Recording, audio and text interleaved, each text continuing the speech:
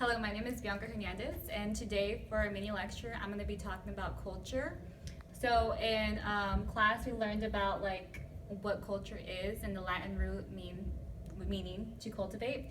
In order for me to explain culture, I need to explain 5 things that all retain to culture, which are values, norms, beliefs, customs, and things that are passed from one generation to another.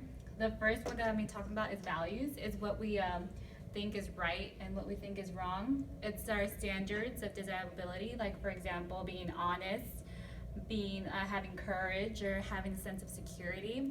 For me, what I value more is I value integrity, which is a form of honesty. You know, I look to people who are very honest, and I trust those people who are honest. The second thing that I'll be talking about is norms. So norms are like standards of behaviors. So it's like what we're rooted in our values, and our laws are also a form of norms. The do's and the don'ts. For example, if you value integrity, how does that come into place as a student, as a teacher, or even perhaps as a friend? And then there's also types of norms, but the norms that I'm going to be talking about specifically is social norms. The reason why is because we actually use a lot of these without even noticing. Like for example, when we go to the movies, we actually turn our phones off instead of like leaving them off. We're not told to, and it's not like a law, like if you break it, you're not going to go to jail, but like we do it. And another thing is like we don't pick our nose in public. That's wrong. Like we ourselves know it's wrong, even though it's not a law and we're not going to go to jail as well. But you know, it's for us to do it in public, it's wrong, or we feel like it's wrong. And another thing is when we do is like shake hands, and like when we meet someone, that's just a form of being nice and like greeting someone, or even wave hi or like smile at them or give them a hug. That's another form of a social norm. And with these, we also have mores, which is also a form of a norm. But with this, it's like more like mores are like norms that we don't want to break. They're like if you break them, you will suffer the consequences. For example, use of like illegal drugs or like murder, you're gonna get punished for that.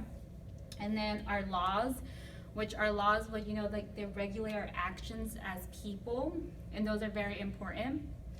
And these all can be found on the website below. And the next thing I'll be talking about is our beliefs. So with our beliefs, that also comes in with culture. So beliefs is what we think is real and unreal. It's basically our perceptions of like things. Right here I have a little chart which see how beliefs come into place. So our behavior is how we act, and then it's like our attitude, it's how like you want to treat others and like you want to approach a situation. And then there's like your values, what's important to you, and then the beliefs is like, you know, what we think is true, which is our faith, our education, our experience, our mentors. And with this, I want to talk about like how this relates to me.